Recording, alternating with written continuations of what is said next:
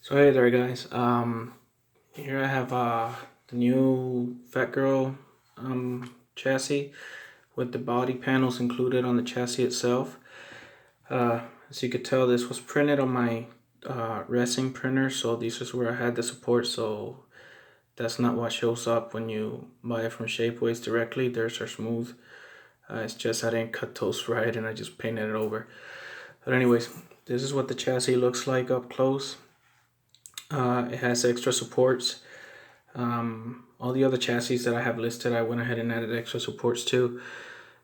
You have 3 reinforcements here so that the shock mounts are stronger. I had a few people, state that these were breaking when they were rolling over, higher areas. So I went ahead and triple supported that part. Shouldn't be an issue there. You also have support bars coming from the bottom and then the sides. And of course this one here. So that shouldn't be an issue at all.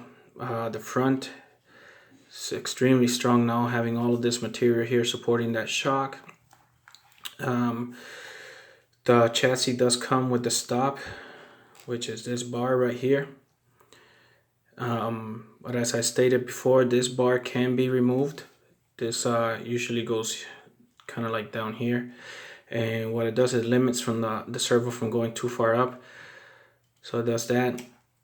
I went ahead and took it off of this one because I wanted this one to sit really low, and trying to keep as much weight at the bottom as possible, because this one was supposed to be a little bit faster. Not so much for the crawling, at least the way that I have it built. Obviously you can run any kind of gearing you want on it and make it super slow for crawling. Went ahead and did my lower links with brass tubing and threaded rods on the inside. I just went ahead and cut the plastic piece of the bars, the original stock bars, and just put the threaded rod in there to the rod ends. So these pieces were cut off and they're no longer going to be used. And just went ahead and put that threaded rod in the brass tubing. I got these from Hobby Lobby. Yes, Hobby Lobby has the brass tubes that you're gonna need for that. Let me see. Yeah. All right, that's the brass tube. You get 3 of them. They're really long. It's about 12 inches. So that's the part number, and just Hobby Lobby, pretty cheap, $4.59.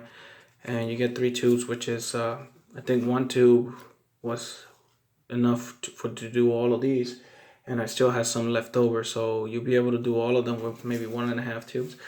So with $5 you'll be able to do 2 of these vehicles. Obviously you're gonna need the threaded rods, which are these.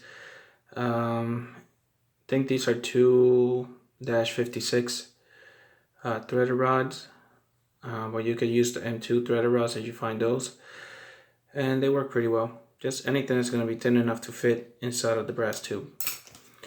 Right now I'm running the 50 turn motor with the stock spur that comes with the SCX. The reason I'm using the stock spur is because a lot of people are having issues trying to find the lossy ones and having to convert it and reduce the adapter and everything. So I figure I'll just run it with the stock spur. It's proven to be strong enough to be able to handle the tractor puller, so I don't have any issues with that spur. Other than the fact that I would have wanted to use the one with less teeth, but instead of doing that, I just went ahead and put the 26 tooth pinion on the motor, which that should give me plenty of speed for what I want this to do. Obviously it's not going to be brushless fast. I don't want it to be, because the faster you go, the more of a chance that you have of breaking stuff.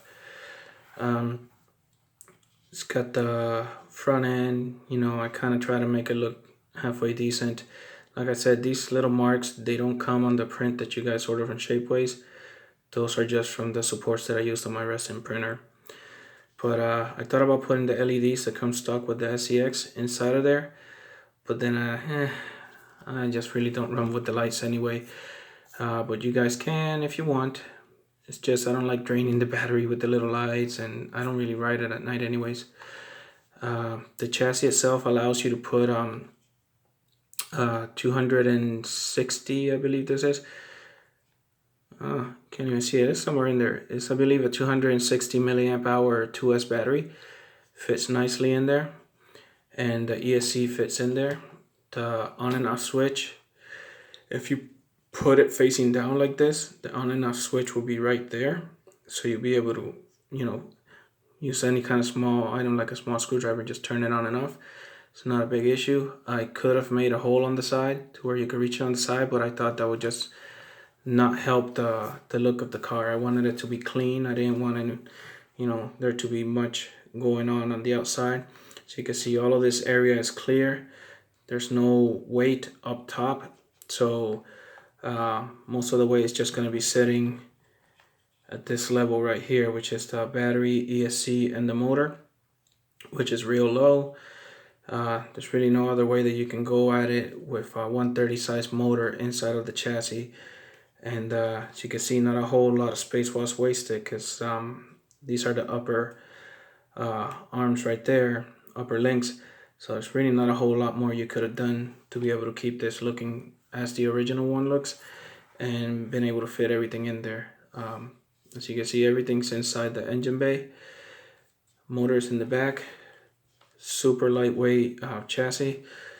And as always, stretched out the shocks by just using a servo bolt. But you can use any kind of bolt that's going to give you a little bit of extra length to lengthen those front shocks. I did add an extra mount for the shocks on the front, and you continue to have the 3 in the back. You could go with longer links in the back if you wanted to run the shocks all the way to the back, because as of right now, because I'm using the stock length on the links, I'm even using the tri-link in the top. I didn't want to change that out because I don't want people to think that, that's just a custom everything. No, I'm using the stock links. These are stock length links. Everything is stock length. I just wanted to go with the brass look just to make it look nicer. But this is what it would look like if you were to use your stock equipment. But as I was saying, if you want to use the holes in the back and still make it look good, you will need to make longer links so that the shock sits back and not just kind of like pointing backwards like that. I don't like that look. So yeah, I didn't want to put the shocks any lower because that's going to affect the way it articulates, and it just affects the way that the car looks. It wouldn't match the original one. So those are added there, but you won't be using these two unless you stretch the car a little bit, which I suggest you do because it will look a little bit better, and it will be more stable going up the hills and stuff. I think 2 in the front is just going to be fine. And pretty much that's where it's at. I use metallic copper paint for the body panels, and then just silver metallic paint for the body, for the tubes.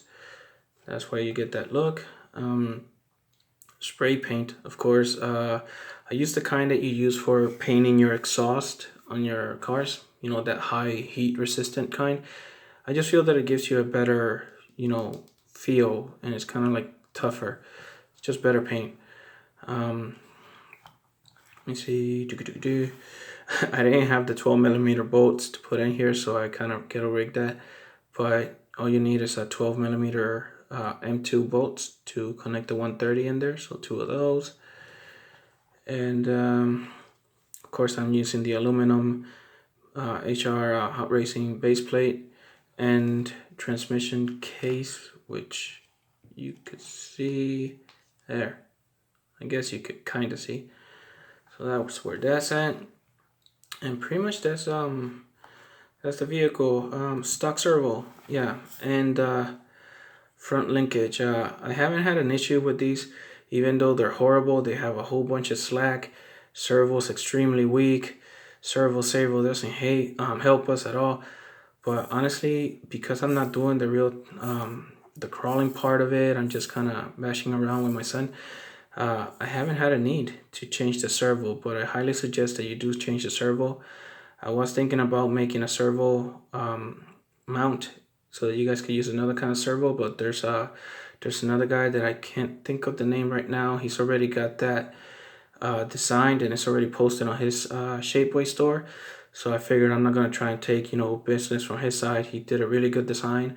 So if you kind of go to Shapeways and type SCX24 servo mount, he's got a really nice design servo mount in there that you guys are gonna be able to use if you want to upgrade the servo.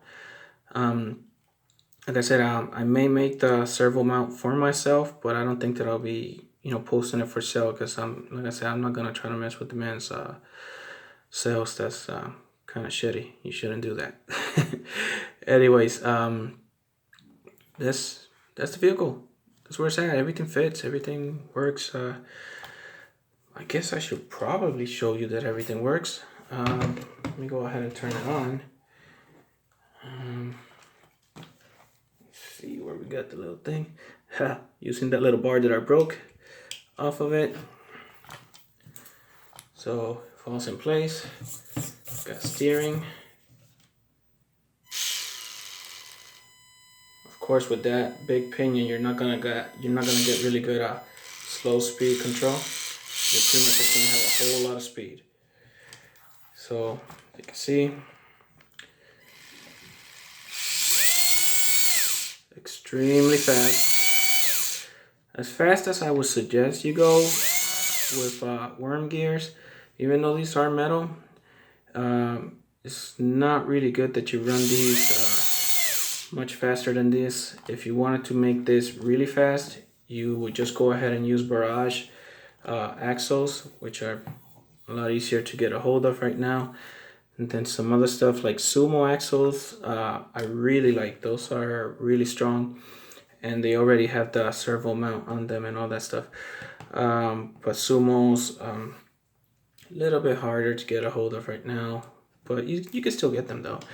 And those axles will be much better if you want to go really fast. If you were to go with this combination of transmission and motor and put those barrage or sumo axles, this thing is going to be really fast. Even if you don't go brushless, it's going to be really fast, because those axles don't have so much of a reduction as much as this.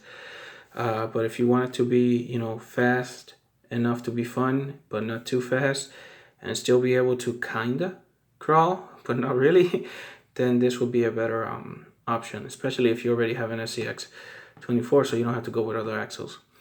But yeah, that's it. That's the Fat Girl for the SCX24. And I don't know, hope you guys enjoyed. Thanks for watching.